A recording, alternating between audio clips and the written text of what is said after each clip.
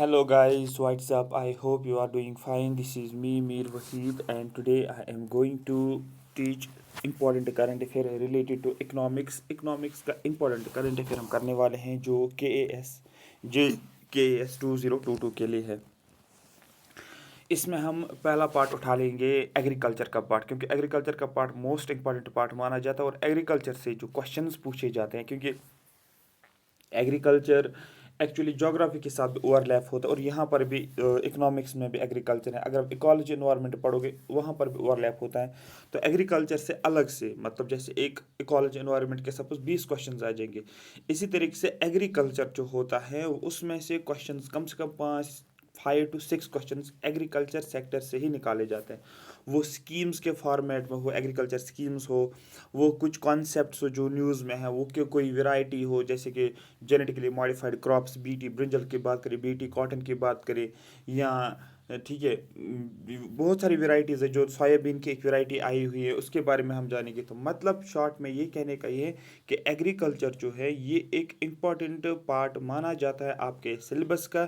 Syllabus में mention भी किया हुआ है और यहाँ से क्वेश्चंस भी आते हैं, जैसे कि एमएसपी का कॉन्सेप्ट क्या होता है, किन किन क्रॉप्स के ऊपर एमएसपी दिया जाता है, ये सारा कुछ हम इसमें जानेंगे। ठीक है। और different types of agriculture practices क्या होते हैं, इंटर क्रॉपिंग क्या होते हैं, एग्रो फॉरेस्ट्री क्या होते हैं, and all the things that are related to agriculture sector, right. तो let start without wasting time. ये जो है ये आप इस तरीके से समझो कि मतलब ये आपको पढ़ के ही जाना है, इसके बगैर आप नहीं जा सकते। जो पहला मैराथन मैंने दिया है इकोलॉजी एनवायरनमेंट करंट अफेयर, जो मैंने प्रोटेक्टेड एरियाज़ के बारे में बताया और wild life sanctuaries, national park, सभी स्टेट्स के न्यूज़ में भी जो था वो भी कवर किया, कोरल रीफ्स को भी कवर किया। ये पढ़ के ही जाना, मतलब ये है कि हर टॉपिक से एक क्वेश्चन है। जब आपका एग्जाम हो जाएगा उसके बाद मैं आपको प्रूफ वीडियो भी दिखाऊंगा कि किस तरीके से उसी सेम वीडियो से आपके क्वेश्चंस पूछे गए हैं। ठीक है, तो इसको लाइटली नहीं लो, टेक इट सीरियस, बिकॉज अगर आप सीरियस नहीं हो जाओगे, क्योंकि बुक्स को पढ़ के, डायरेक्ट पढ़ के या बाकी चीज़ें पढ़ के सिलेक्शन नहीं होती है। प्री में आपकी नॉलेज होनी चाहिए वास्ट, आपका हर साइड से टच होना चाहिए, सो दैट उसी नॉलेज को यूज़ करके आप क्वेश्चंस को सॉल्व कर सकते हैं। I am presenting this lecture series through WS Academy, one of the best platform for quality education. ठीक है, शॉर्टकट्स नहीं ढूंढो, अभी आपके पास 1-1.5 महीना है। शॉर्टकट्स नहीं ढूंढो कि मेरा शॉर्टकट में हो जाए सारा कुछ, नहीं, जितना पढ़ सकते उतना ही पढ़ो, लेकिन अच्छे से पढ़ो। आपको 200 मार्क्स नहीं लेकर आने, आपको मार्क्स लाने हैं कितने, ऑलमोस्ट 90 से 100 मार्क्स लेकर आने, तो आपका काम हो जाएगा। तो ये नहीं सोचो कि हमें क्या करना, हम 200 मार्क्स लाएंगे, 150 मार्क्स लाएंगे, 130 लाएंगे ना। आपको पास करना है प्रीलिम्स, बस दैट्स इट। तो इसीलिए जो जो चीज़ें पढ़ो वो परफेक्ट तरीके से पढ़ के जाओ। ठीक है, लेट स्टार्ट। ठीक है, अभी तक अगर आपने चैनल को सब्सक्राइब नहीं किया तो यूट्यूब चैनल को सब्सक्राइब करो, रेगुलर अपडेट्स आपको देखने को मिलेगा। देखो, मैं ये बोल रहा हूँ, ये सीरीज़ पूरे जम्मू एंड कश्मीर ने किसी ने नहीं लाई होगी रिलेटेड टू JKS 2022। किस तरीके से करंट अफेयर्स पूछे जाते हैं अब, ठीक है, वो एक तो स्टैटिक भी करंट के साथ लिंक करना है, वो यहाँ पर मोस्ट इंपॉर्टेंट बनता है। चलो हम स्टार्ट करते हैं। एग्रीकल्चर से एक न्यूज़ आई है सीवीड के बारे में। याद रखना, सीवीड का क्वेश्चन यूपीएससी में पूछा गया है। याद रखना, यूपीएससी में सीवीड के ऊपर क्वेश्चन पूछा गया है, लेकिन यहाँ पर न्यूज़ में भी आया है, सीवीड फार्मिंग के ऊपर क्वेश्चन आया है। न्यूज़ में क्या आया है ये जानना सबसे पहले ज़रूरी है। अगर आपको न्यूज़ समझ में आती है ना, तो आप ऑटोमेटिकली इन्फॉर्मेशन को रिटेन कर सकते हो। लेकिन अगर आप डायरेक्टली अगर डायरेक्टली आप टॉपिक पे जाओगे ना, आपको कुछ समझ नहीं आएगा। न्यूज़ से लिंक करना है। इन budget 2021, the finance minister has proposed to set up a multi-purpose seaweed park. याद रखना, multi-purpose seaweed park in Tamil Nadu.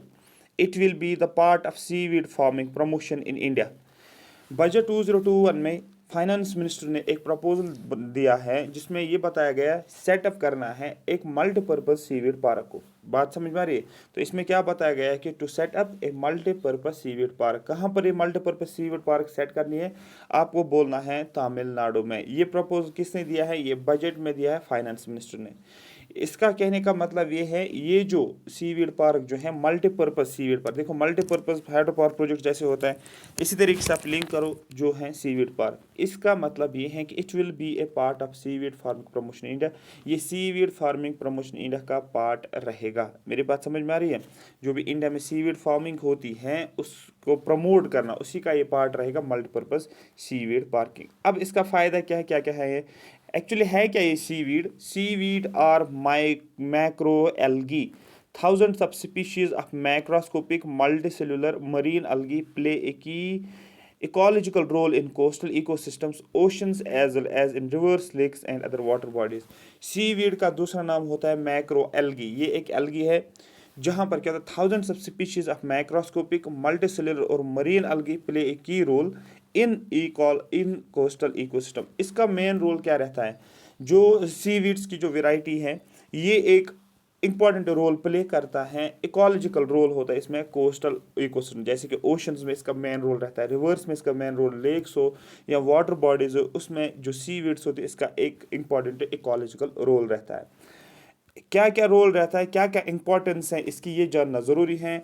Importance of seaweed farming, ठीक है, provide occupation for coastal people. Definitely अगर seaweed farming आप करते हो, coastal जो states जो है, या आप ये बोल सकते हो जो कोस्टल प्लेन्स ऑफ इंडिया है उस वाले पॉपुलेशन, वो अगर क्या करते हैं, वो सीवीड फार्मिंग को ऑक्यूपाई कर, ये ऑक्यूपेशन जो करते हैं, इसकी वजह से क्या होती है, लोगों को क्या मिलता है, एक जॉब अपॉर्चुनिटीज़ मिल जाती है, लोगों को क्या मिलता है, एक ऑक्यूपेशन करने का एक काम मिलता है, ठीक है, एक काम करते हैं वो।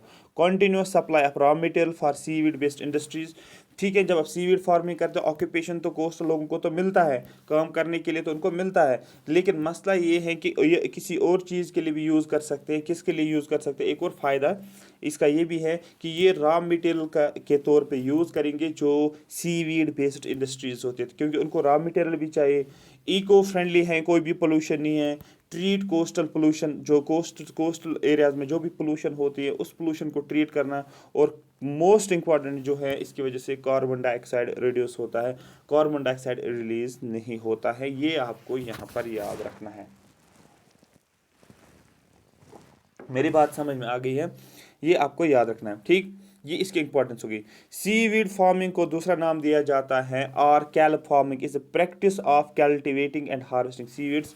सीवीड फार्मिंग है क्या, अब आपको बोला सीवीड फार्मिंग को ही कैल्प फार्मिंग बोला जाता है। विच of the following is true about kelp farming, तो कंफ्यूज नहीं होना कि ये कैल्प कहाँ से आया, आपको बोला ये सीवीड को ही दूसरा नाम बोला जाता है कैल्प फार्मिंग। जैसे कि हम क्या बोलते हैं, हम बोलते हैं शिफ्टिंग एग्रीकल्चर का दूसरा नाम जूम एग्रीकल्चर है, या बर्न एग्रीकल्चर है, या स्लैश एग्रीकल्चर है। एग्जैक्टली यहाँ पर भी सीवीड फार्मिंग को दूसरा नाम दिया है कैल्प फार्मिंग, ठीक है, is the practice of cultivating, इसमें हम कल्टिवेट और हार्वेस्ट करते हैं सीवीड को, ठीक है। लेकिन गवर्नमेंट ऑफ इंडिया ने एक स्कीम लॉन्च की है रिलेटेड टू सीवीड्स, इसको बोलते हैं सीवीड मिशन। मैंने बोला एग्रीकल्चर में जितने भी स्कीम्स हैं, जितने भी मिशन हैं, वो आपको अलग से पढ़ने हैं, लेकिन वो मैं आपको यहाँ पर ही कवर करूँगा। Recently, the Technology Information Forecasting and Assessment Council has launched an initiative called Seaweed Mission. Recently जो एक मिशन लॉन्च किया गया है, जिसका एक इनिशिएटिव लॉन्च किया गया है जिसको बोलते हैं सीवीड मिशन। ये किसने किया है? Technology information forecasting and assessment council ने। लॉन्च्ड बाय, ये मैंने बता दिया, technology information forecasting and assessment council. इसका ऑब्जेक्टिव क्या है, क्यों इस मिशन को लॉन्च किया गया, why this mission has been launched. Commercial farming of seaweeds and its processing for value addition towards boosting national economy। Seaweeds की कमर्शियल फार्मिंग करना, कमर्शियल पर्पज़ के लिए सीवीड्स का ग्रो करना, और जो इसकी प्रोसेसिंग जो होती है सीवीड्स की, ये एक वैल्यू एडिशन देता है किसके तरफ, आपको बोलना है जो इंडिया की नेशनल इकोनॉमी जो है उसको बूस्ट करने के लिए नेशनल सीवीड मिशन को लाया गया है। उसके बाद एक और स्कीम है, ये स्कीम, इस स्कीम पे भी क्वेश्चन पूछा गया है यूपीएससी में, ठीक है, ये क्वेश्चन भी ऑलरेडी पूछा गया है। नेशनल एग्रीकल्चर मार्केट, जिसको ई नाम से आप पुकारते हो, इन, ठीक है, ई नाम। In news, recently it has been reported that more than 1.69 crore farmers and 1.55 lakh traders are registered on e-NAM platform। तो अभी एक कुछ रिपोर्ट आया है, इसमें ये बताया गया है 1.69 करोड़ फार्मर्स और 1.55 लाख ट्रेडर जो है उन्होंने रजिस्ट्रेशन की है ई नाम प्लेटफॉर्म पे। अब क्वेश्चन है ई नाम प्लेटफॉर्म है क्या, जो जो पॉइंट मैं बता दूंगा वो पॉइंट याद रखना। सबसे पहले पता होना चाहिए प्लेटफॉर्म किस रिलेटेड है, और दूसरा पता होना चाहिए प्लेटफॉर्म का मेन ऑब्जेक्टिव क्या है। बस ये दो ही चीज़ें आपको पता होनी चाहिए, इसी चीज़ के ऊपर क्वेश्चन पूछा जाता है। An online trading platform for agriculture produce to help farmers traders and buyers. ये एक ऑनलाइन ट्रेडिंग प्लेटफॉर्म है, एक ऐसा प्लेटफॉर्म है जिस पे आप ट्रेड कर सकते हो for agriculture produce to help farmers. ठीक है, यहाँ पर एग्रीकल्चर प्रोड्यूस कर सकते हो जिसकी वजह से फार्मर्स को हेल्प मिलेगी, जो ट्रेड करने वाले होते हैं उनको हेल्प होती है, और जो खरीदने वाले होते हैं उनको फ़ायदा होता है। देखो, फार्मर्स को भी फ़ायदा, ट्रेडर्स को भी फ़ायदा और बायर्स को भी फ़ायदा। वो इस प्लेटफॉर्म के थ्रू क्या कर सकते हैं, ट्रेड कर सकते हैं जो भी एग्रीकल्चर के रिलेटेड प्रोडक्ट्स होते हैं उनके बारे में। ठीक है, ई का मतलब, ई नाम का मतलब क्या था, ऑनलाइन, आप याद रखोगे। ठीक है, it networks the existing APMC mandis to create a unified national market. इसने क्या किया, ये क्या करता है, ई नाम के थ्रू हम क्या करते हैं, जो भी हमारे पास APMC मंडीज थी, ठीक है, जो भी हमारे पास APMC मंडीज थी, उनको क्या किया गया, उनको एक ही नेटवर्क पे लेकर आए हैं। ठीक है, उनको सभी APMC मंडीज को कनेक्ट किया गया और एक यूनिफाइड नेशनल मार्केट क्रिएट किया गया। ठीक है, मेरी बात समझ में आ रही है। तो अब क्वेश्चन है कि इस ई नाम से क्या क्या फ़ायदे हैं। To promote uniformity in agricultural marketing by streamlining procedures across the integrated market. यहाँ पर एग्रीकल्चर मार्केट में एक यूनिफॉर्मिटी लाई गई है।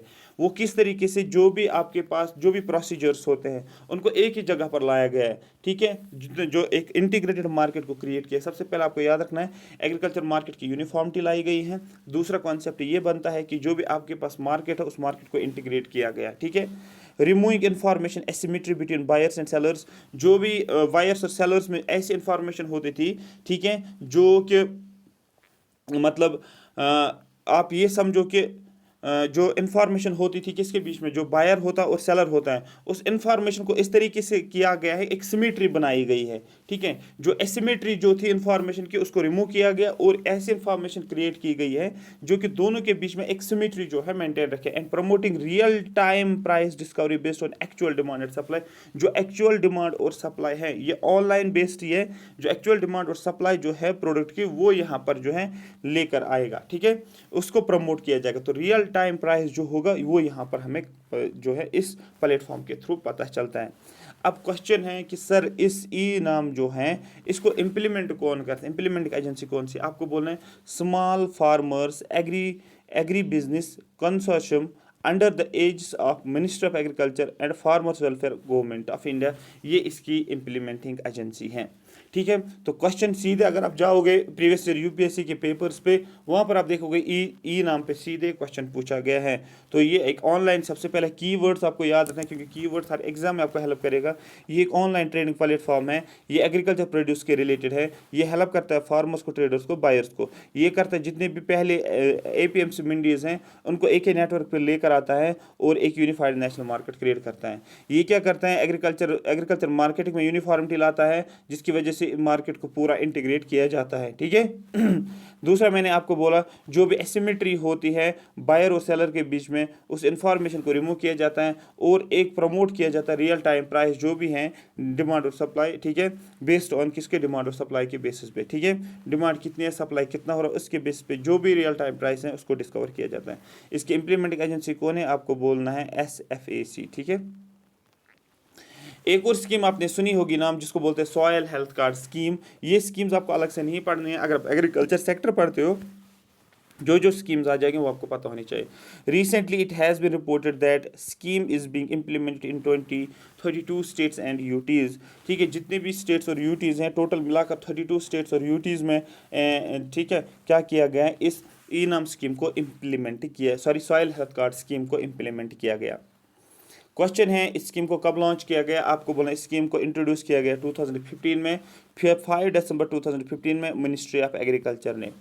क्या क्या फीचर्स है इसके, village level soil testing labs will be set up by youth having education agriculture, women, self help groups and FPOs। ठीक है, क्वेश्चन ये पूछा जाता है इस स्कीम के क्या क्या फीचर्स, आपको बोलना है सबसे पहला विलेज लेवल पे सॉइल टेस्टिंग लैब्स बनाए सेटअप किए गए हैं। सॉइल टेस्टिंग लैब्स मतलब यहाँ पर सॉइल को टेस्ट किया जाएगा, क्योंकि सॉइल हेल्थ कार्ड मिशन है।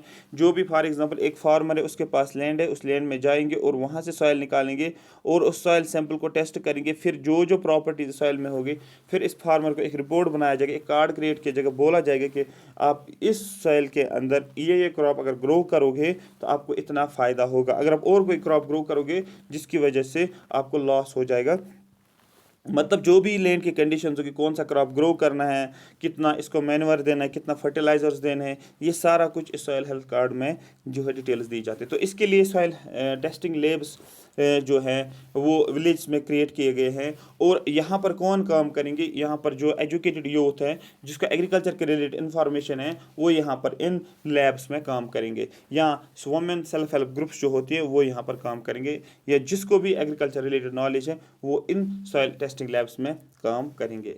एम क्या है, enabling employ generation after appropriate skill development.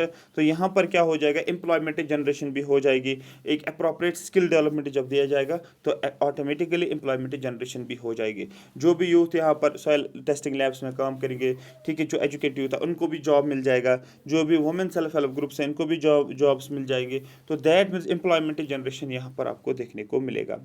लेकिन है क्या ये soil health card? Soil health card का मतलब ये है, ये एक प्रिंटेड रिपोर्ट होता है that a farmer will be handed over for each of his holding. जो भी फार्मर के पास होल्डिंग है, किसी के पास 1 एकड़ है, किसी के पास 2 एकड़ है, किसी के पास 3 एकड़ है, किसी के पास 4 है, किसी के पास 5 है, जिसके पास जितना भी लैंड है, इस लैंड के रिलेटेड एक रिपोर्ट, प्रिंटेड रिपोर्ट दिया जाएगा फार्मर को। 2 sets of fertilizer recommendations for 6 crops including recommendations of organic manure। 2 sets of fertilizers, 2 sets fertilizers के 2 sets बनाए जाते हैं और उन fertilizers को रिकमेंड किया जाता है 6 क्रॉप्स के लिए। 6 क्रॉप्स उठाए जाते हैं, उन 6 क्रॉप्स के लिए 2 सेट्स ऑफ फर्टिलाइजर्स को रिकमेंड किया जाता है। और इसमें जो ये फर्टिलाइजर जो होते हैं, इसमें से ऑर्गेनिक मैन्योर को भी रिकमेंड किया जाता है। याद रखना, ये क्वेश्चन पूछा जाता है कि ऑर्गेनिक मैन्योर इसमें इस सॉइल हेल्थ कार्ड में जो ये रिकमेंडेशन दी जाती है क्रॉप्स के रिलेटेड जो फर्टिलाइजर्स होते हैं, इसमें क्या ऑर्गेनिक मैन्योर को इंक्लूड किया जाता है? डेफिनेटली इसमें ऑर्गेनिक मैन्योर को भी इंक्लूड किया जाता है। ऑब्जेक्टिव क्या है इसका? To improve quality of soil. Definitely जब आपको 2 सेट्स ऑफ, जब आपको फर्टिलाइजर्स बोले जाते हैं कि आपको ये फर्टिलाइजर लगेगा, ठीक है, इस क्रॉप के लिए, यहाँ पर ये क्रॉप आप ग्रो कर सकते हो, तो इसकी वजह से क्या होगा, सॉइल की क्वालिटी जो है वो बढ़ जाएगी और फार्मर जब वही क्रॉप ग्रो करेगी जो इसके सॉइल में ग्रो करेगा तो उसकी वजह से उसको ज़्यादा फ़ायदा होगा। फॉर एग्जांपल, अगर ये फार्मर एक है, इसको बोला गया कि अगर आप यहाँ पर राइस निकालोगे, ठीक है, और इतना फर्टिलाइज़र लगाओगे, ये फर्टिलाइज़र लगाओगे, आपको 100 टन निकलेगा। और फिर वो इसी 100 टन को अगर ये मार्केट में इसको बेचेगा, फॉर एग्जांपल 1 टन हम सपोज बोलेंगे 1000 रुपये के, ठीक है, 1000 रुपये के, तो 100 टन आप खुद देखो कितने के आ जाएगा, 10,000 रुपये इसको मिल जाएगा, ठीक है, 10,000 रुपये मिल जाएगा, ठीक है। या 1 टन जो है ये 10,000 रुपीज़ का है, तो आप खुद लगाओगे इसको, इसके पास कितना पैसा आएगा, ठीक है। तो इस तरीके से जो है ये अपना प्रॉफिट भी बढ़ा सकता है और दूसरी सॉइल की क्वालिटी भी बढ़ जाएगी एज़ कम्पेयर टू अगर ये और कोई क्रॉप यहाँ पर ग्रो करेगा जिसका कोई फ़ायदा नहीं होगा, जिसकी ग्रोथ नहीं होगी, जिससे इसको प्रॉफिट नहीं हो सकता है, ठीक है।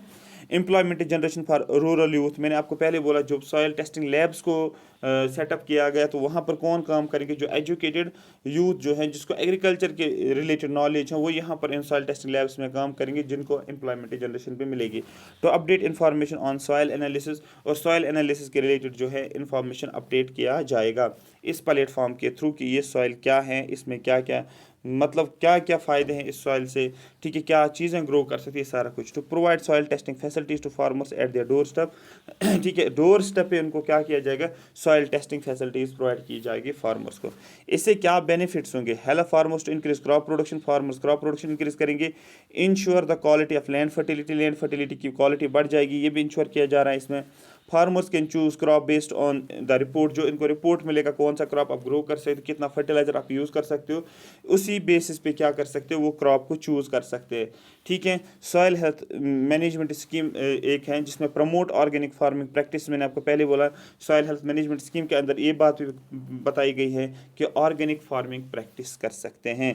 ये सारा इंपॉर्टेंट, इसमें कोई भी पॉइंट आप मिस नहीं कर सकते हो, क्योंकि स्टेटमेंट बेस्ड क्वेश्चन जो हैं वो ज़्यादातर पूछे जाते हैं। अब ये आप आप नहीं बोलोगे कि JKS का पेपर है तो आसान आ जाएगा, नहीं। अब जिन्होंने पैटर्न जो है उठाया है वो UPSC लेवल में नहीं बोलूँगा, बट पैटर्न पेपर का एग्जैक्टली वही होता है। UPPSC का पेपर मैंने देखा है, एग्जैक्टली पैटर्न सेम रहता है जो UPSC का भी है, वही मैंने UPPSC का भी देखा हुआ है। तो अभी क्योंकि यहाँ पर नया बोर्ड भी आया है, नया चेयरमैन भी आया है, तो इस सहन में रहो कि UPSC के रिलेटेड ही आप उसी फॉर्मेट में ही वही सोच कर जाओ एग्जाम में, उस लेवल के क्वेश्चंस आपको मिलेंगे। टफ नहीं होता है, लेकिन UPSC में तो ज़्यादा डेप्थ में पूछा जाता है, बट पैटर्न की मैं बात करूँ इसलिए ये आपको हर एक पॉइंट समझना ज़रूरी है। ट्राई, ठीक है, फूड पार्क्स की बात करेंगे। रिसेंटली ट्राई फूड है ये, ठीक है, try food parks. Recently TRIFED, ये ट्राईफेड है, ट्राईफेड साइंस MOU विथ, ठीक है, Akhil Bharatiya Vanvasi Kalyan Ashram for setting up trifood park in Madhya Pradesh. है क्या ये ट्राई फूड, ये हमें जनरली जानना है। एक MOU साइन हुआ है अखिल भारतीय, ठीक है, आश्रम for setting up trifood park. इन्होंने बोला कि हम ट्राई फूड पार्क को सेटअप करेंगे मध्य प्रदेश में। जानना है ये ट्राई फूड क्या है। सबसे पहले जानेंगे ट्राईफेड के बारे में। Under the ministry of tribal affairs, ठीक है, and the ministry of food processing. देखो, tribal affairs and food processing ministry ने, ठीक है, इस एजेंसीज इन्वॉल्व, कौन कौन सा एजेंसी इसमें इन्वॉल्व है आपको बोलना है। एजेंसी इन्वॉल्व है, एक मिनिस्ट्री ऑफ ट्राइबल अफेयर्स, दूसरा है मिनिस्ट्री ऑफ फूड प्रोसेसिंग। इसको लॉन्च किया गया है, ठीक है, ट्राई फूड पार्क इसको लॉन्च किया गया है, लॉन्च अंडर वन धन योजना 2020। अब क्वेश्चन क्या है, इसका एम क्या है, food processing centres promoting value addition to minor forest produce. यहाँ पर फूड प्रोसेसिंग सेंटर्स, और इसमें क्या किया जाएगा, promoting value addition to minor forest produce. जो भी माइनर फॉरेस्ट प्रोड्यूस होते हैं, फॉरेस्ट को जो कलेक्ट किया जाता है, जो भी माइनर फॉरेस्ट प्रोड्यूस होते हैं, ठीक है, तो जैसे कि फॉरेस्ट आप वुड को कलेक्ट करते हो, फ्यूल्स को कलेक्ट करते हो, या और भी कोई चीज़ अगर निकलता है फॉरेस्ट से, उसको बोलते हैं माइनर फॉरेस्ट प्रोड्यूस, ठीक है। और ठीक है, उसको प्रमोट किया जाएगा, और उससे पहले क्या किया जाएगा, फूड प्रोसेस सेंटर्स को सेटअप किया जाएगा। अब होगा क्या, procure raw material from the Vandhan केंद्रास and process them to be sold across the country through tribal India outlets. Raw material को प्रोक्यूर किया जाएगा, जो भी रॉ मटेरियल है वो कहाँ से लिया जाएगा, वो जो केंद्रियाज हैं, वन धन केंद्रियाज से, और उस रॉ मटेरियल को लेकर आएंगे, उसको प्रोसेस करेंगे, और उसके बाद सोल्ड करेंगे, उसको बेचा जाएगा कंट्री के थ्रू, पूरे कंट्री में, अक्रॉस द कंट्री। किसके ज़रिए से, ट्राइबल इंडिया आउटलेट्स के ज़रिए से। जैसे पब्लिक डिस्ट्रीब्यूशन सिस्टम हमारे पास होता है, एग्जैक्टली इसी तरीके से ट्राइबल इंडिया आउटलेट्स के ज़रिए से। यहाँ पर MSP, ठीक है, for minor forest produce it fixed by the tribal affairs ministry. जो MSP जो है, मिनिमम सपोर्ट प्राइस जिसको आप बोलते हो, उसको जो है फॉरेस्ट प्रोड्यूस के लिए सेट फिक्स किया जाएगा बाय ट्राइबल अफेयर्स। याद रखना, ये इंपॉर्टेंट पॉइंट यहाँ पर बोला जाता है कि MSP सेटअप किया जाएगा माइनर फॉरेस्ट प्रोड्यूस के लिए।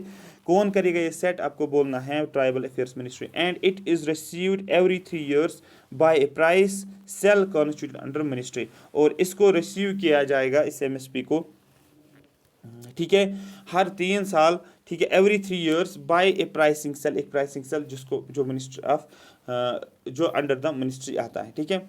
अब यहाँ पर हम देखेंगे tribal cooperative market development federation of India जो है, यहाँ पर इसमें सबसे एक इंपॉर्टेंट पॉइंट यही है, ये एक ऐसी बॉडी जिसको बोलते हैं स्टैट्यूटरी बॉडी, जिसकी फॉर्मेशन 1987 में हुई है। Registered as national level cooperative body, जैसे कोऑपरेटिव सोसाइटीज़ आपने पढ़ी है, एग्जैक्टली यहाँ पर इस तरीके से याद रखो, national level cooperative body by the government of the country. Focus किस पे रहेगा इसका, जो ट्राईफेड है, आप अगर न्यूज़ में, अगर आप पेपर में देखोगे, which the following is true about TRIFED, it is statutory body, आपको टिक करना है यस। ट्राईफेड का मतलब tribal cooperative marketing development federation of India, ये एक स्टैट्यूटरी बॉडी है, इसको इस्टेब्लिश किया गया 1987 में। रजिस्टर्ड एज, इसका रजिस्ट्रेशन किस नाम पे हुई है, national level cooperative body by the government of India. Focus किस पे रहेगा, इंस्टीट्यूशनलाइजिंग the trade off minor forest produce. Main focus ये, जो भी माइनर फॉरेस्ट प्रोड्यूस हैं उसका ट्रेड करना, और सरप्लस एग्रीकल्चर प्रोड्यूस, और ज़्यादा से ज़्यादा एग्रीकल्चर प्रोडक्ट्स को बनाना, ठीक है, ये समझ में आया। एक और टेक्निक है जिसको बोलते हैं सगुना ट्राइस टेक्निक। मुझे इतने ऐसी 10% पूछा जाएगा, बहुत ज़्यादा इंपॉर्टेंट है, बहुत ज़्यादा इंपॉर्टेंट टेक्निक पे क्वेश्चन आएगा। एग्रीकल्चर प्रैक्टिस अगर कोई करता है तो उस प्रैक्टिस पे क्वेश्चन आता है। एग्जैक्टली यहाँ पर भी सेम है, Saguna rice technique. In news recently the Saguna rice technique, ठीक है, Saguna rice technique will help stop the staple burning in Punjab and Haryana बहुत ज़्यादा इंपॉर्टेंट है, क्योंकि ये काफ़ी ज़्यादा कंसर्न रहा है बहुत सालों से कि जो स्टेपल बर्निंग होती है पंजाब और हरियाणा में, जो कि मेजर जो है एयर पोल्यूशन जो दिल्ली में होता है, उसका मेन कारण जो है वो स्टेपल बर्निंग है।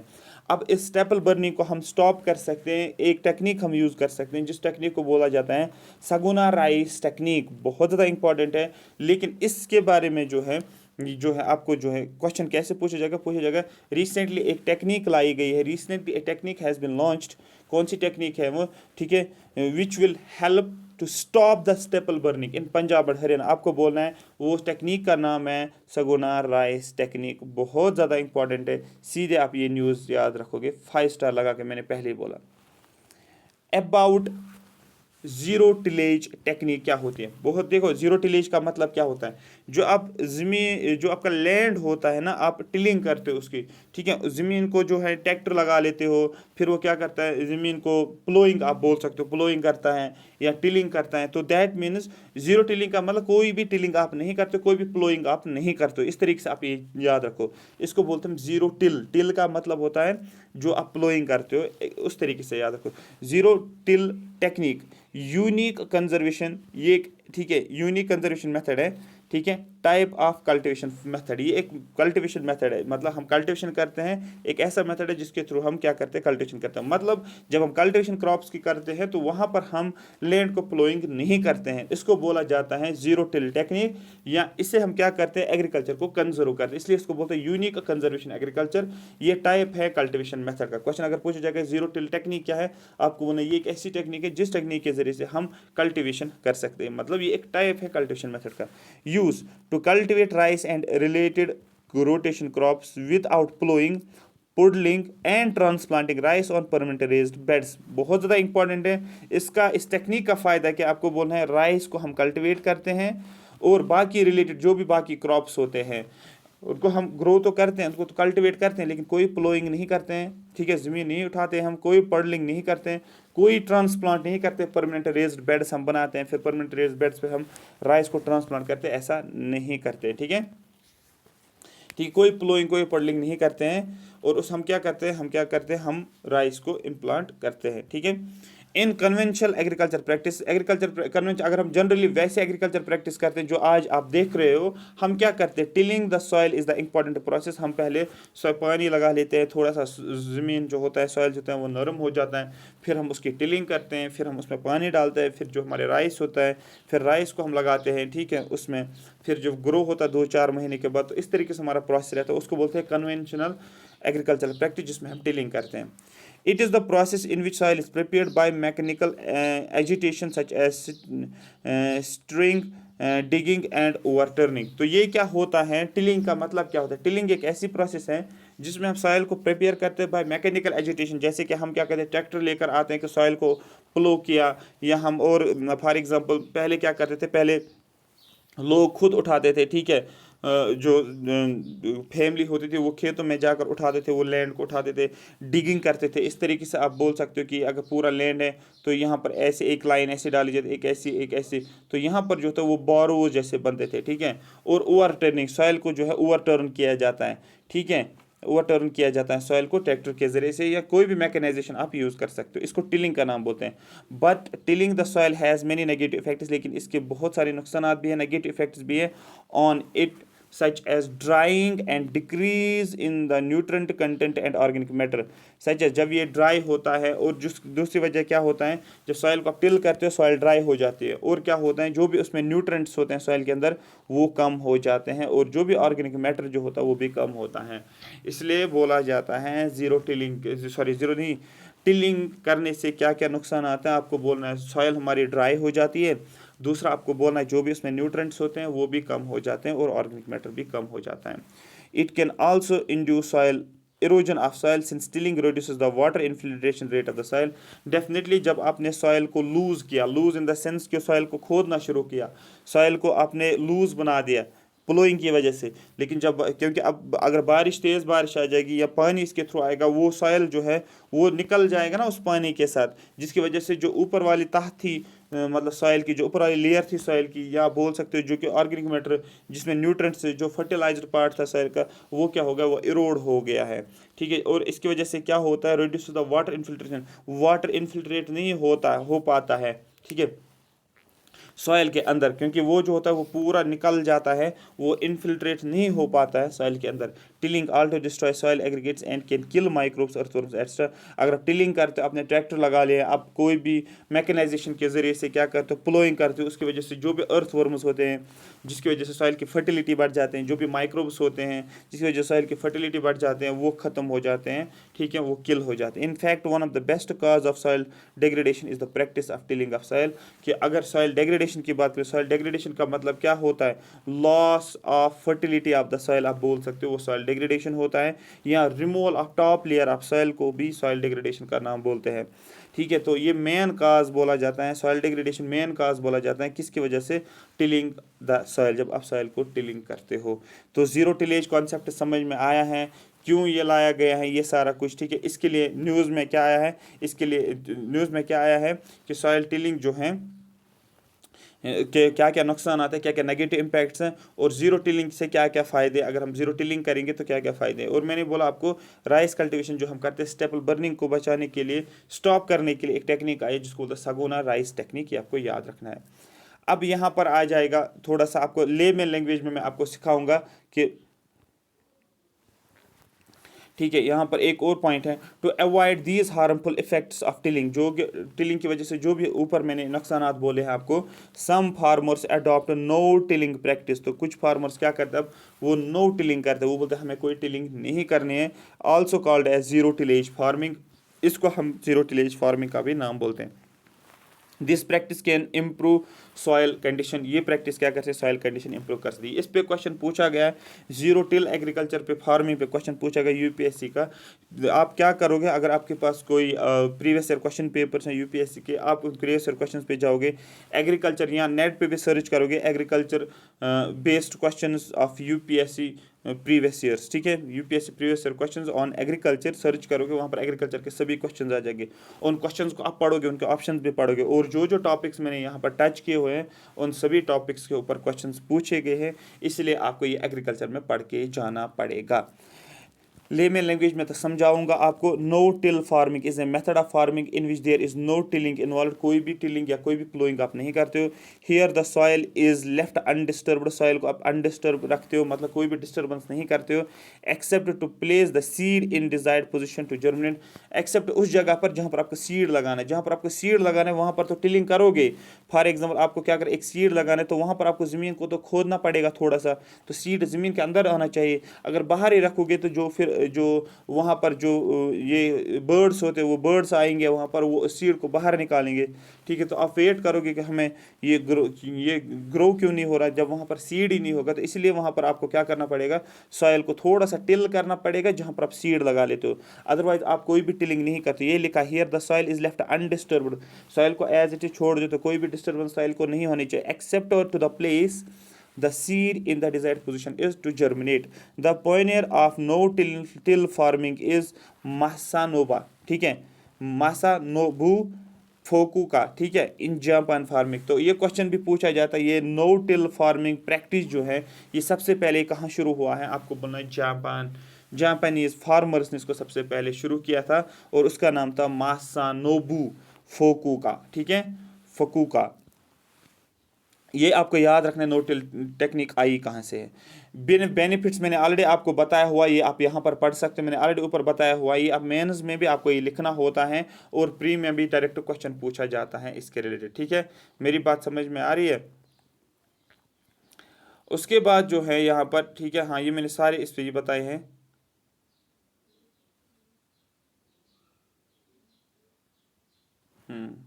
ये सारे इसके बेनिफिट्स मैंने बताए, यहाँ पर ये बेनिफिट्स बताइए, आप यहाँ पर देखोगे सभी बेनिफिट्स। लेकिन क्वेश्चन बनता है डिसएडवांटेजेस में, मैंने आपको नेगेटिव इम्पैक्ट भी मैंने आपको बताया क्या क्या है, जिसको डिसएडवांटेज ये मैंने डिटेल में आपको बताया हुआ है। अब यहाँ पर एक और टेक्निक पे क्वेश्चन पूछा गया है, जिस टेक्निक को नाम दिया गया है मल्चिंग टेक्निक। सॉइल मल्चिंग पे भी क्वेश्चन पूछा गया है, ठीक है। तो याद रखना, इसलिए मैं बोल रहा हूँ एग्रीकल्चर एक ऐसा सेक्टर है जहाँ से आपके 6 से 7 क्वेश्चन डायरेक्ट आ जाते हैं, मतलब 10-12 मार्क्स वैसे आ जाते हैं, कैसे अलग से ही आ जाते हैं। जो एग्रीकल्चर को टॉपिक को चूज करते हैं, क्योंकि आपके सिलेबस में एग्रीकल्चर दिया, मसला वही है, इसलिए एग्रीकल्चर से डायरेक्ट टॉपिक्स उठा लेते हैं। मल्चिंग की बात करें, mulching is the placement of any organic और inorganic material over the top of the soil surface to protect it. देखो सपोज ये आपके पास एक सॉइल है, ठीक है, इस सॉइल में आप क्या करते हो, क्रॉप्स को कल्टीवेट करते हो, या जो भी आप राइस कल्टीवेट करते हो, वीट कल्टीवेट करते हो, ओनियन, पोटैटो, जो भी है आप कल्टीवेट करते हो। लेकिन आप क्या करते हो, जो भी ट्रीज होते हैं ना, ट्री से क्या निकलते हैं, ट्री से लीव्स गिर जाते हैं, वो ज़मीन पे पड़ जाते हैं, आप उनको कलेक्ट करते हो। या आपके पास क्या होता है, कोई भी घास होता है आपके पास, ग्रास जिसको बोलते हैं हम, ठीक है, सिट्रा जो होता है आपके पास, आप उसको मिक्स करते हो इन लीव्स के साथ, फिर इनको क्या करते हो, जो ये लीव्स होते हैं इनको उठा लेते हो और इस सॉइल के ऊपर लगा लेते हो। आपने देखा होगा ना, गाँव में ज़्यादातर देखने को मिलता है, जो आप फिर खेतों में लेकर जाते हो और ऊपर लगा लेते हो उसको, किसके ऊपर, सॉइल के ऊपर, इस पे सॉइल के सरफेस के ऊपर आप फेंक देते हो, वो कवर करते हो सॉइल को उससे। इसको बोलते हैं हम मल्चिंग ऑफ सॉइल। ये होता है ऑर्गेनिक भी, ये होता है इनऑर्गेनिक भी।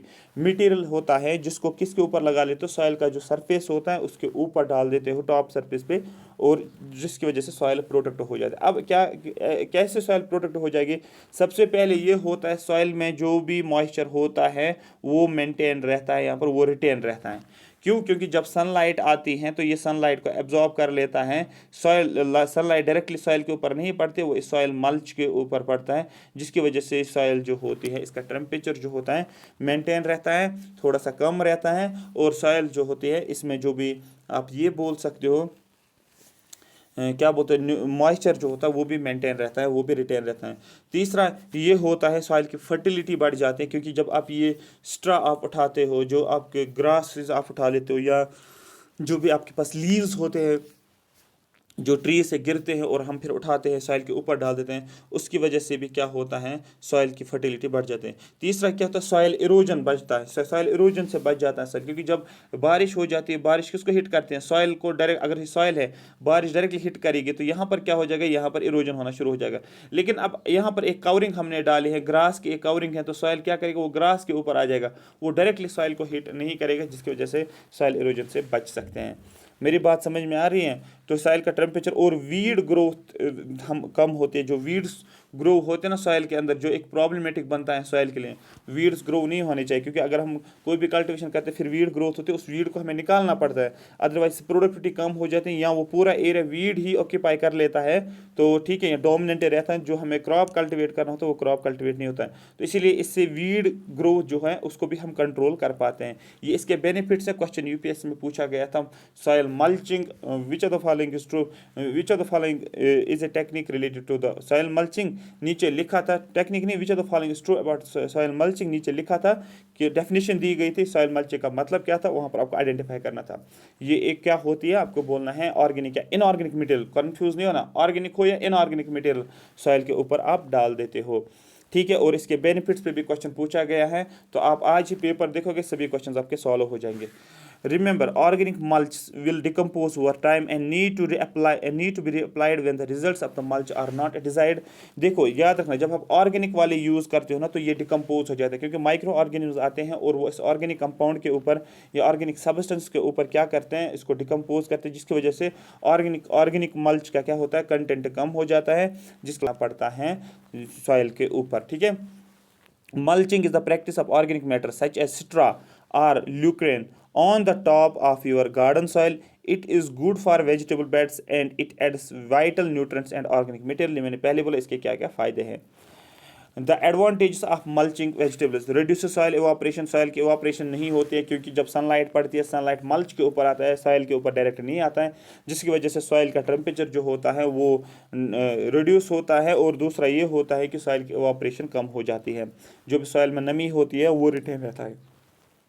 वो उसको इवापरेट नहीं होने देता है। कौन? Soil mulch. Adds organic matter to your soil, soil के अंदर क्या होता है? Organic matter. इनकरेजेस अर्थवर्म्स, इसकी वजह से अर्थवर्म्स भी ग्रो होती हैं। Reduce number of weeds by inhibiting germination, ठीक है, यहाँ पर वीड ग्रोथ भी मैंने आपको बोला उसको रिड्यूस कर पाते हैं। Keep the soil under mulch cooler, और सॉइल को किस में रखते हैं? Mulch cooler. मल्च कूलर का मतलब ये था सॉइल का मॉइस्चर कंटेंट जो है वो उसमें मेंटेन रहता है, और सॉइल जो है उसका टेम्परेचर जो होता है वो थोड़ा सा कम रहता है। डिसएडवांटेजेस क्या है? सॉइल जो है रिड्यूस्ड सॉइल टेम्परेचर, सॉइल का टेम्परेचर रिड्यूस होता है, ठीक है। Offer good cover for small slugs, ठीक है, कुछ स्लग्स होते हैं जो ग्रो होते हैं सॉइल में। Increase the risk of fungal disease, fungal disease का रिस्क बढ़ सकता है, ठीक है, सच एज कॉलर रॉट एक फंगल डिजीज है। Increase the risk of damage from the scratching birds, ठीक है, स्क्रैचिंग बर्ड्स की वजह से क्या होता है, क्योंकि बर्ड्स को पता है यहाँ पर ये घास डाला हुआ है या जो भी ऑर्गेनिक और इनऑर्गेनिक, वो बर्ड्स उस पर क्या आ जाएंगे, उसके ऊपर अटैक कर सकते हैं, उसको खा सकते हैं, जिसकी वजह से स्क्रैचिंग आ सकती है। Risk of damage from scratching birds, ठीक है, जिसकी वजह से सॉइल डैमेज हो सकता है। उसके बाद एक और न्यूज़ आई है जिसको बोला जाता है यूनिफाइड पोर्टल ऑफ गोबर्धन। बहुत ज़्यादा इंपॉर्टेंट है, गोबर्धन के ऊपर हमेशा क्वेश्चंस पूछे जाते हैं। Recently a unified portal of Gobardhan has been launch to ensure smooth implementation of biogas scheme initiative and their real time tracking. एक स्कीम लॉन्च की गई थी जिसको बोलते हैं बायोगैस स्कीम, और इसी स्कीम को लिंक किया गया है गोबर्धन के साथ। तो एक यूनिफाइड पोर्टल गोबर्धन के रिलेटेड लॉन्च किया गया है सो दैट हम बायोगैस स्कीम को हम स्मूथली इंप्लीमेंट कर सकें, या बायोगैस इनिशिएटिव जो है उसको हम स्मूथली इंप्लीमेंट कर सकें।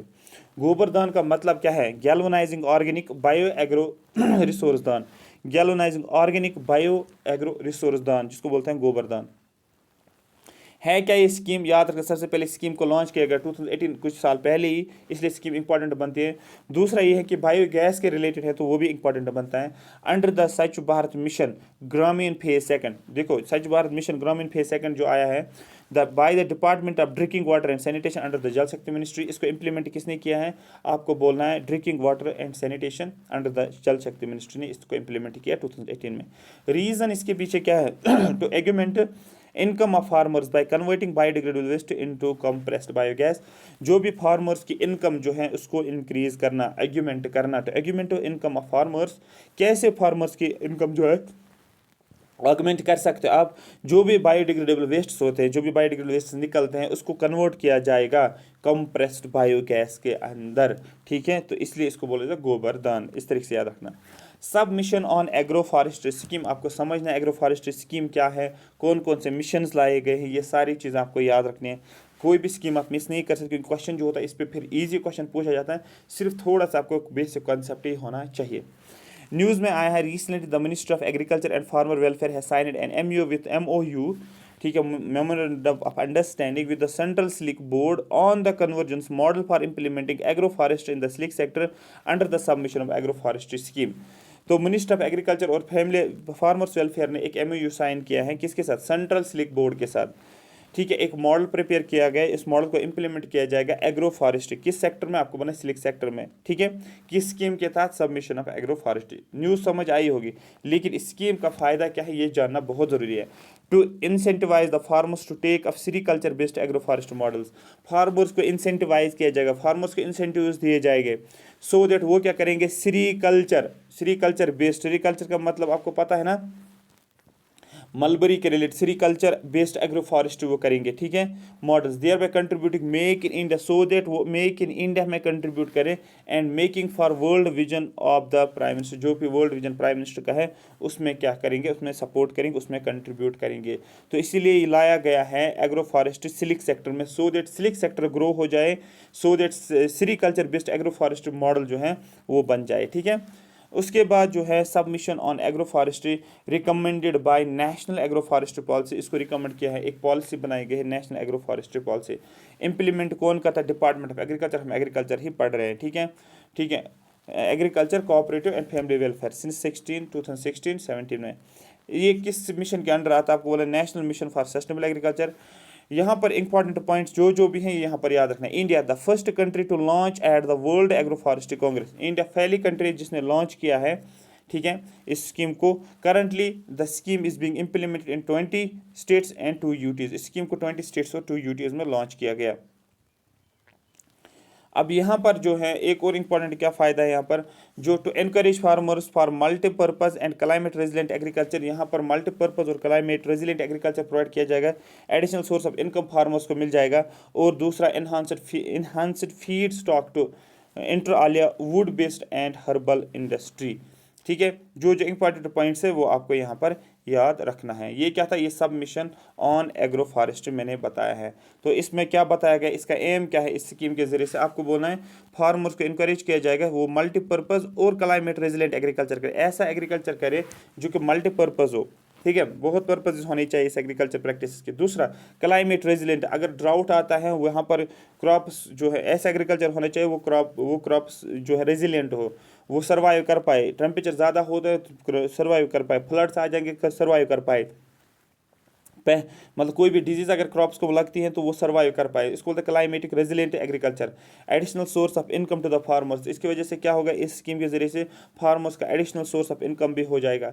Enhanced feed stock to inter alia wood based and inter in, ठीक है, हर्बल इंडस्ट्री, तो फीड स्टॉक्स भी होगा किन के लिए, वुड बेस्ड और हर्बल इंडस्ट्री को फीड स्टॉक्स भी मिलता जाएगा। ये इस स्कीम के बारे में बताया जाता है। लेकिन क्वेश्चन है sir what is agro forestry, agro forestry फिर है क्या। ये एक स्टैटिक टॉपिक है, ऑलरेडी मैंने आपको बताया होगा, बट स्टिल यहाँ पर हम फिर से करेंगे। टाइप ऑफ सोशल फॉरेस्ट्री, एक सोशल फॉरेस्ट्री है, सोसाइटी में आप फॉरेस्ट का एक कम्युनिटी फॉरेस्ट आप बोल सकते हो, in which tree farming and fodder plants grasses and legumes are grown on farm land. इस एग्रो फॉरेस्ट्री में हम क्या करते हैं, एग्रो से निकला एग्रीकल्चर, इसमें हम क्या करते हैं, ट्रीज को ग्रो करते हैं, फोडर प्लांट्स को ग्रो करते हैं, ग्रासेस लगा लेते हैं हम, लिग्यूम्स जो लिग्यूम्स होते हैं हमारे पास, ठीक है, दाल होती है हमारे पास, लिग्यूमनस प्लांट्स हमारे पास होते हैं, उनको क्या करते हैं हम ग्रो करते हैं ऑन द फार्मर्स लैंड। इससे क्या होता है, involving raising of trees and agriculture crops, हम ट्रीज को ग्रो करते हैं, एग्रीकल्चर क्रॉप्स को ग्रो करते हैं, either on the same land, या अगर हमारे पास ये प्लॉट है उस प्लॉट के ऊपर ट्रीज भी ग्रो कर सकते हैं और ट्रीज के साथ साथ जो क्रॉप्स होते हैं हमारे पास एग्रीकल्चर क्रॉप्स उसको ग्रो करेगी। जैसे कि यहाँ पर ट्रीज लगे हुए हैं, आप क्या करो, आप यहाँ पर पोटैटोज लगा लो, साथ साथ टमाटोज लगा लो, साथ सेम पीस ऑफ लैंड पे यहाँ क्या करोगे, in close association in such a way that all land including the waste patch is put to good use. या जो भी आपके पास जो वेस्ट पैच हैं, जो ऐसा लैंड है जो आप यूज़ नहीं कर पाते हो, उस लैंड को यूज़ करना पड़ेगा और इसमें जो भी आप क्रॉप्स को ग्रो कर सकते हो या जो भी यहाँ पर ट्रीज़ को रेज कर सकते हो, ये इन क्रॉप्स पे इस फील्ड के ऊपर कर सकते हो जो आपका वेस्ट लैंड है, वेस्ट पैच से, क्योंकि उस वेस्ट पैच को आप गुड यूज़ के लिए लगाना पड़ेगा, ना कि उसको आप वेस्ट ही रखोगे।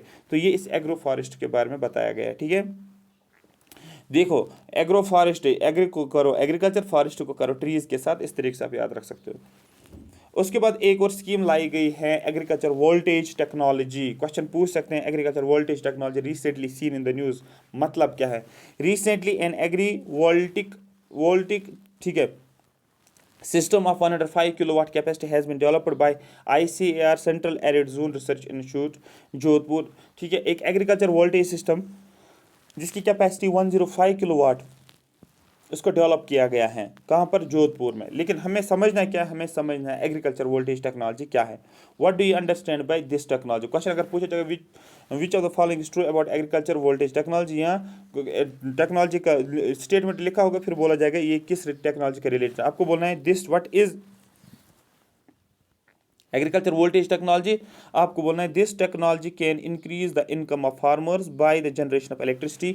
इस टेक्नोलॉजी के जरिए से क्या कर सकते हैं, फार्मर्स की इनकम बढ़ा सकते हैं। अब क्वेश्चन है किस तरीके से फार्मर्स की इनकम बढ़ेगी, ये इस टेक्नोलॉजी के जरिए से हम फार्मर्स की इनकम को बढ़ा सकते हैं। कैसे, बाय जनरेटिंग इलेक्ट्रिसिटी, हम इलेक्ट्रिसिटी को जनरेट करेंगे, and growing cash crop simultaneously on the same piece of land. एक तो जो हमारे पास पीस ऑफ लैंड है, हम क्या करेंगे, यहाँ पर इलेक्ट्रिसिटी को भी जनरेट करेंगे और कैश क्रॉप्स को भी ग्रो करेंगे, सो दैट क्या हो जाएगा, इससे एग्रीकल्चर की इनकम जो है बढ़ जाएगी। तो एक ऐसी टेक्नोलॉजी जिसमें हम एग्रीकल्चर फार्मर्स की इनकम को इंक्रीज कर सकते हैं, एग्रीकल्चर को जो हम इलेक्ट्रिसिटी को जनरेट करेंगे और साथ साथ में कैश क्रॉप्स को ग्रो करेंगे सेम पीस ऑफ लैंड में। इसको आप नाम बोलते हैं एग्रीकल्चर वोल्टेज टेक्नोलॉजी। देखो एग्रीकल्चर वोल्टेज को लिंक करोगे किसके साथ, सर वोल्टेज को लिंक करेंगे हम एक चीज़ के साथ, इलेक्ट्रिसिटी के साथ। एग्रीकल्चर को एग्रीकल्चर के साथ ही लिंक करोगे तो एग्रीकल्चर प्लस यहाँ पर इलेक्ट्रिसिटी को डेवलप किया जाएगा सेम लैंड के ऊपर, जिसकी वजह से फार्मर्स की इनकम बढ़ जाएगी। ठीक है। उसके बाद एक और टेक्निक आई है जिसको बोलते हैं मियावाकी टेक्निक। है क्या ये टेक्निक, जानेंगे। ठीक है। Recently, a patch of land in Mumbai's eastern suburb has become a testament to create the urban forests through Miyawaki technique। तो क्वेश्चन आप, क्योंकि न्यूज़ में आया, क्वेश्चन पूछा गया व्हाट इज मियावाकी टेक्निक, आपको इतना ही समझना है एक टेक्निक के बारे में। Miyawaki technique pioneered by Japanese botanist, ठीक है, अकीरा मियावाकी इन 1980। इस टेक्निक को अडॉप्ट किसने किया है, शुरू किसने की थी, आपको बोलना है एक बॉटनिस्ट ने। बॉटनी का मतलब होता है स्टडी ऑफ प्लांट्स, ठीक है। तो इसका नाम क्या है, अकीरा मियावाकी ने 1980। अब इस टेक्निक को लिया गया है कहाँ पर, आपको बोलना है जो टेस्ट किया गया, कहाँ पर टेस्टमेंट किया गया है, कहाँ पर, मुंबई ईस्टर्न सबअर्ब में। है क्या ये technique, an afforestation technique to create urban forest in a short span of time. देखो जैसे कि ये एक लैंड है, हम क्या करेंगे इस पैच ऑफ लैंड में, हम एफॉरेस्टेशन करेंगे, ट्रीज लगा लेंगे इस पैच ऑफ लैंड में, ठीक है, मतलब ट्रीज लगाना, प्लांट्स लगाना, तो एफॉरेस्टेशन आपने की है, लेकिन शॉर्ट स्पेन ऑफ टाइम, एक महीने के अंदर अंदर। तो यहाँ पर फिर से लगाए गए ट्रीज इस प्लॉट में भी, एक महीने के अंदर इस प्लॉट में और ट्रीज लगाए गए, ऐसे ऐसे ट्रीज लगाए गए इस प्लॉट में। तो शॉर्ट स्पेन ऑफ टाइम में क्या किया जाएगा, एक मियावाकी टेक्निक डेवलप की जाएगी। इस टेक्निक के जरिए से हम क्या करेंगे, एक हम पीस ऑफ लैंड ले लेंगे, उस पीस ऑफ लैंड में हम क्या करेंगे, शॉर्ट पीरियड ऑफ टाइम में हम प्लांट्स को यहाँ पर ग्रो करेंगे, मतलब ट्रीज को ग्रो करेंगे, मतलब एग्रीकल्चर, ये करेंगे एफॉरेस्टेशन टेक्निक। ठीक है। Tiny forest grown on small plots of land in 2 to 3 years and are self sustaining maintenance free. तो हम क्या करेंगे, स्मॉल प्लॉट्स ऑफ लैंड ले लेंगे, छोटे छोटे प्लॉट्स, और उन छोटे प्लॉट्स में क्या करेंगे, हम क्या करेंगे, फॉरेस्ट्स को ग्रो करेंगे 2-3 सालों में, ठीक है, 2-3 सालों में, and are self sustaining maintenance free, जो कि मेंटेनेंस फ्री फॉरेस्ट हमारे पास बन जाएंगे। तो इसको बोलते हैं मियावाकी टेक्निक, ये आपको याद रखना है, ठीक है। आई होप ये समझ में आया होगा। तो यहाँ पर ये एक लिंक किसके साथ होता है, अर्बन फॉरेस्ट्री के साथ लिंक होता है। PLI scheme for food processing industry. PLI scheme क्या है, जानना जरूरी है। पहले न्यूज़ को समझेंगे, न्यूज़ को याद नहीं रखना है, न्यूज़ को समझना है, न्यूज़ समझने से ही लिंक हो जाएगा आपको कि क्या है ये scheme. PLI scheme for food processing. Recently, the Ministry of Food Processing Industries has launched an online portal for production linked incentive scheme, जिसको बोलते हैं PLI scheme, production linked intensive scheme for food processing industry. Question पूछा जाएगा ऐसी कौन सी scheme है जो related to food processing industry, आपको बोलना production linked incentive scheme introduced by government of India March 2000 में to boost domestic domestic manufacturing किया जाएगा और cut down the import bill, so that हम इंपोर्ट बिल्स को कट डाउन कर सकते। डेफिनेटली जब आप डोमेस्टिक मैन्युफैक्चरिंग करोगे तो आपको इंपोर्ट करने की जरूरत ही नहीं पड़ेगी। ऑब्जेक्टिव क्या है, to support creation of global food manufacturing champions. तो यहाँ पर इंडिया में क्या किया जाएगा, global food manufacturing champions create किए जाएंगे, ऐसा सपोर्ट दिया जाएगा, सो दैट हम क्या कर सकते हैं, मैन्युफैक्चरिंग चैंपियंस बन जाए। किस में, आपको बोलना है फूड में, किस लेवल पे, ग्लोबल लेवल पे। To strengthen select Indian brands of food products for global visibility and wider acceptance in the international market. हमें क्या करना है, जो भी फूड प्रोडक्ट्स का ब्रांड्स, इंडियन ब्रांड्स क्रिएट करने हैं जो कि ग्लोबल विजिबिलिटी भी देखने को मिले और इसको इंटरनेशनल मार्केट में भी एक्सेप्टेंस मिले।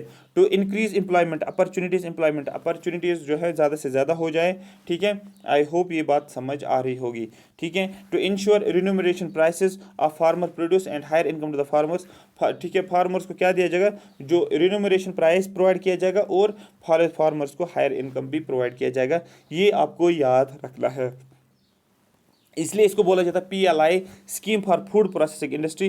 फूड को यहाँ पर ही प्रोसेस करो, यहाँ पर ही मैन्युफैक्चर करो, इंडिया को एज ए ग्लोबल हब बनाओ रिलेटेड टू फ्रूट्स, इसको एक्सपोर्ट करो, इंडिया को ग्लोबल मार्केट बनाओ, इसको जो है ऑनलाइन, मतलब डोमेस्टिक क्या बोलते हैं उसको, मैन्युफैक्चरिंग को बूस्ट करना है, इंपोर्ट बिल्स को रिड्यूस करना है, ग्लोबल मैन्युफैक्चरिंग ऐसी क्रिएशन करनी है कि इंडिया को एज ए ग्लोबल हब बनाना है, ठीक है, फूड प्रोसेसिंग में। तो इस तरीके से जॉब अपॉर्चुनिटीज प्रोवाइड की जाएगी, फार्मर्स की इनकम बढ़ाई जाएगी। ऑलमोस्ट ये सारी चीज़ें जो है ईजी है याद रखने के लिए। उसके बाद opium production in India, question opium पे भी पूछा गया यूपीएससी में, तो यहाँ पर भी हम समझेंगे ओपीएम निकलता कहाँ से, ये पॉपी स्ट्रा का मतलब क्या होता है ये जानना जरूरी है, ठीक है। Recently the union government has decided to rope in the private sector to commence production of concentrated poppy straw from India's opium crop to boost the yield of alkaloids. तो यहाँ पर ये बोला गया है, ठीक है, पॉपी स्ट्रॉ जो है, जो ओपीएम क्रॉप हमारे पास है, उस ओपीएम क्रॉप से जिससे हमें ओपीएम निकलता है, उसका क्रॉप होता है जिसको बोलते हैं ओपीएम क्रॉप, उस ओपीएम क्रॉप से क्या निकलता है, पॉपी स्ट्रा भी निकलता है। जो हमारे पास स्ट्रा होता है ना, वो उसको बोलते हैं पॉपी स्ट्रा, क्योंकि ओपीएम क्रॉप से हमें क्या निकलता है, पॉपी स्ट्रा निकलता है। और उस पॉपी स्ट्रा को हम किस लिए यूज़ करते हैं, अल्कलॉइड्स को ग्रो करने के लिए, ये आपको याद रखना है। अब यहाँ पर क्वेश्चन है कि what is poppy straw. Poppy straw क्या है? Poppy straw is the husk left after the opium extracted from pods. जब हम ओपीएम को एक्सट्रैक्ट करते हैं, उसके बाद जो भी आपका स्ट्रा बचता है, उसको बोलते हैं पॉपी स्ट्रा। ये हस्क होता है जो बच जाता है जब हम पॉपी क्रॉप को कल्टीवेट करते हैं, ठीक है, या पॉपी क्रॉप से जो स्ट्रा निकलता है, ठीक है, ओपीएम निकालने के बाद। मतलब जब भी आपके पास शुगर केन है, ये आपके पास शुगर केन है, जब आप इससे क्या करते हो, इंडस्ट्री में लेकर जाते हो और शुगर जूस निकालते हो, उसके बाद क्या बचता है, ये इसको बोलो, ये एक स्ट्रा होता है शुगर केन से, और जिससे आप क्या निकालते हो, जिससे आप जो है अल्कोहल बना लेते हो इससे, ठीक है। ये क्वेश्चन पूछा भी जाता है, ठीक है, ये क्वेश्चन इसको कुछ बोलते हैं, ठीक है। This pop straw also contains a very small morphine content. इस पॉप स्ट्रॉ में क्या क्या देखने को मिलेगा, स्मॉल कंटेंट मॉर्फिन भी मिलेगा, and if use in sufficient quantities, लेकिन अगर हम ज़्यादा क्वांटिटीज़ में इसको इस्तेमाल करेंगे, pop straw can give high, ठीक है।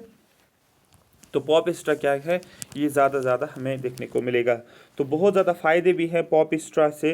पॉप स्ट्रा जो हैं, इससे जो ओपीएम क्रॉप्स होते हैं, उस ओपीएम क्रॉप से हम ओपीएम भी निकालते हैं। इस ओपीएम क्रॉप से जो भी फिर स्ट्रा बच जाता है, उसको बोलते हैं पॉप स्ट्रा। उस पॉप स्ट्रा को फर्दर यूज़ किया जाता है, मॉर्फिन जो हमें इससे मिलता है, ठीक है। ये समझ में आया, ठीक है। एक और स्कीम है जिसको बोलते हैं शफारी स्कीम, याद रखना, शफारी स्कीम बहुत ज़्यादा इंपॉर्टेंट है, बहुत ज़्यादा इंपॉर्टेंट है, 5 स्टार पहले लगा लो। Recently marine production export development authority has developed a certification scheme for aquaculture, पानी की बात करें, aquaculture products called Shaphari, ठीक है, शफारी, ठीक है। Shaphari Sanskrit word means superior quality of fishery product stable for human consumption. Question पूछा जाएगा what do you understand by Shaphari, आपको बोलना है ये एक संस्कृत वर्ड है, ये फिशरी प्रोडक्ट है, जो हम फिशेस को कल्टीवेट करते हैं, उसका एक सुपीरियर क्वालिटी को माना जाता है, जो ह्यूमंस यूज करते हैं, फिशेस को खाते हैं। पर्पस क्या है इसका, it certifies hatchers and farmers for the production of antibiotic free shrimp production, ठीक है, shrimp production. It is an antibiotic free certification scheme, ये एक एंटीबायोटिक फ्री सर्टिफिकेशन स्कीम है। ये स्कीम के ज़रिए से क्या किया जाएगा, ये सर्टिफाई करेगा, सर्टिफिकेट मिलेगी हैचर्स को और and farmers for the production of antibiotic free, so that ये क्या कर सकेंगे, ये एंटीबायोटिक फ्री श्रैम्प प्रोडक्ट्स बनाएंगे। जब एंटीबायोटिक फ्री श्रैम्प प्रोडक्ट्स बनेंगे तो उनको सर्टिफिकेट दिया जाएगा, किनको, हैचर्स को, जो भी इनको हैचिंग करते हैं, जो भी कल्टिवेट करते हैं, बेस्ड ऑन, ठीक है, the United Nations food agriculture organisation technical guidelines on aquaculture certification. Aim क्या है इसका, enhance the consumer confidence, meet international standards and promote hassle free exports, so that India से क्या क्या हो जाएगा, ज़्यादा से ज़्यादा कंज्यूमर का कॉन्फिडेंस इनहांस हो जाएगा, इंटरनेशनल स्टैंडर्ड्स को मीट हो जाएंगे, जो इंटरनेशनल स्टैंडर्ड्स है, और दूसरा जो है हेजल फ्री प्रमोट्स, और जिसकी वजह से हम जब इंटरनेशनल स्टैंडर्ड्स को मीट किया जाएगा, उसके बाद हम इसको आराम से विदाउट एनी हेजिटेशन हम इसको एक्सपोर्ट कर सकते हैं। एक और स्कीम है जिसको नाम दिया जाता है ई शांता वेब पोर्टल, ठीक है, या ई शांता भी बोल सकते हैं web portal.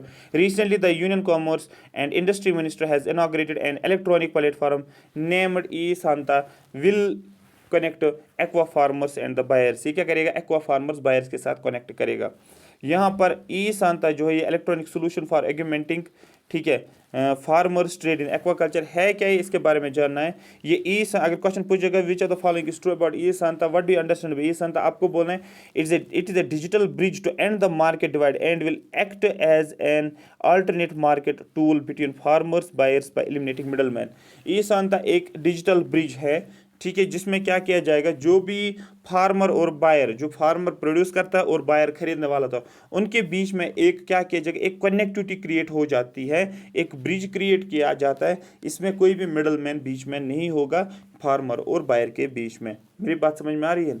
The farmers freely list their farmers क्या करेंगे, जो भी वो प्रोडक्ट्स बना लेते हैं उनको हम वो क्या करेंगे, ऑनलाइन करेंगे, लिस्ट आउट करेंगे एंड कोट दियर प्राइस। और सपोज कोई वीट, कोई राइस, कोई फ्रूट्स, ठीक है, ये क्या करेंगे, सपोज वीट 1 kg लिखेंगे 10 रुपये लिखेंगे, राइस 1 kg लिखेंगे सपोज 1 kg लिखेंगे सपोज 20 रुपये, फ्रूट 1 kg लिखेंगे सपोज 40 रुपये। तो फार्मर्स क्या करेंगे, इस तरीके से अपना मेंशन करेंगे जो भी प्रोड्यूस बना रहे हैं और उसका प्राइस को कोट कर सकते हैं ऑनलाइन। द एक्सपोर्टर्स, ठीक है, लिस्ट दियर रिक्वायरमेंट्स। जो एक्सपोर्टर्स होते हैं वो क्या करते हैं, list their requirements and also to choose the products based on their requirements. और एक्सपोर्टर्स क्या करते हैं, वो अपना जो भी उनको ज़रूरत होती है या जो भी प्रोडक्ट्स को क्या बोलते हैं उसको चूज़ करना होता है, वो अपने बेसिस पे प्रोडक्ट्स को इजीली चूज़ कर सकते हैं। डिज़ायर्ड लोकेशन भी, ठीक है, साइज़ भी, लोकेशन भी और हार्वेस्टिंग डेट्स भी, सब कुछ ये लिस्ट आउट करते हैं। ठीक है, फार्मर्स भी क्या करते हैं, ये भी लिस्ट आउट करते हैं और एक्सपोर्टर्स भी सब कुछ जो जो नीड्स होते हैं एक्सपोर्टर्स के वो भी मेंशन करते हैं। ठीक है, ये क्वेश्चन ज़्यादातर पूछा जाता है। Food safety and standard authority of India, ये कौन सी बॉडी आपको बोले, ऑटोनोमस स्टैट्यूटरी बॉडी है। इसको इस्टेब्लिश किया गया फूड सेफ्टी जो है एंड स्टैंडर्ड्स एक्ट ऑफ 2006। इसका हेडक्वार्टर आपको याद रखना है। और दूसरा आपको स्टैट्यूटरी बॉडी है, ये ministry of health and family welfare, ये आपको याद रखना है। लार्ज एरिया सर्टिफिकेशन, ये क्वेश्चन पूछा गया है ऑलरेडी, इसलिए यहाँ पर ज़्यादा इंपॉर्टेंट बनता है। लार्ज एरिया सर्टिफिकेशन का मतलब क्या होता है। Recently the minister of agriculture and farmers welfare has conferred a large area certification in the Andaman and Nicobar with organic certification. This is the first large contiguous territory conferred with the organic certification under large area certification scheme के बारे में जानेंगे। The department of agriculture and family welfare under its flag scheme of Param Pragati Krishi Vikas Yojana has launched the large area certification scheme. बहुत ज़्यादा important है, ये बहुत ज़्यादा इंपॉर्टेंट है कि डिपार्टमेंट ऑफ एग्रीकल्चर और फैमिली वेलफेयर जो इसकी जो है एक फ्लैगशिप स्कीम जिसका नाम है परम प्रगति कृषि विकास योजना, इस स्कीम के ज़रिए से लॉन्च किया गया है लार्ज एरिया सर्टिफिकेशन स्कीम। अब क्वेश्चन बनता है सर ये परम प्रगति कृषि विकास योजना क्या है। स्कीम को लॉन्च किया गया 2015 में, ऐसे ही याद रखना है। एम क्या है, to support and promote organic farming. Question पूछेगा which of the following scheme is related to organic farming, आपको बोलना है ऑर्गेनिक फार्मिंग के रिलेटेड जो स्कीम है वो है परम प्रगति। याद रखना परम, ये मैं इसलिए लिख रहा हूँ क्योंकि ये क्वेश्चन आपको इसी साल पूछा जाएगा। ठीक है, परम प्रगत कृषि विकास योजना। ठीक है, ये क्या है आपको बोलना है, ऐसी स्कीम जिसको लॉन्च किया 2015 में। ये इसका एम क्या है, सपोर्ट और प्रमोट करना ऑर्गेनिक फार्मिंग को। This in turn results in improvement the soil health. अब ऑर्गेनिक फार्मिंग आप करते हो तो डेफिनेटली सॉइल की हेल्थ जो है ठीक हो जाएगी। पर्पज़ क्या है, the purpose is to provide a unique and quick organic certification.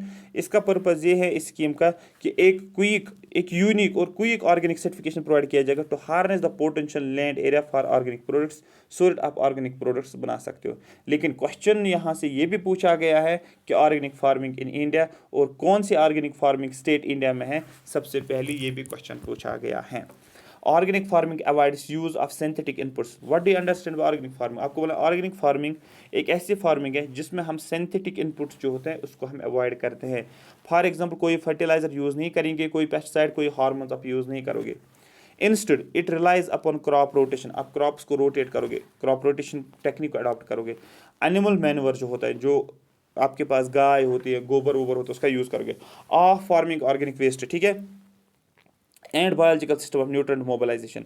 ये सारी टेक्निक्स जैसे फर्टिलाइजर का यूज़ नहीं करना, पेस्ट्स का यूज़ नहीं करना, हार्मोन्स का यूज़ नहीं करना, ये ऑर्गेनिक फार्म में बोला जाता है। जैसे कि क्रॉप रोटेशन आप करोगे, फिर क्या करोगे, आप क्रॉप रोटेशन करोगे, एनिमल मैन्योर्स का यूज़ करोगे, ये आपको याद रखना है।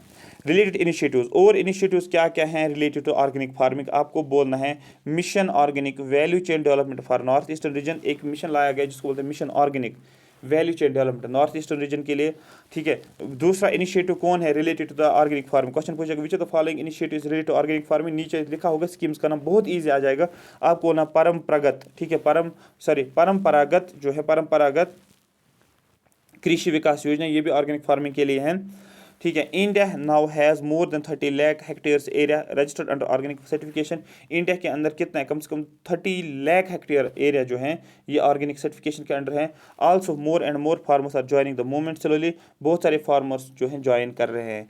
As per the international survey report 2021 का एक रिपोर्ट आया है, India ranked at 5th place in terms of area.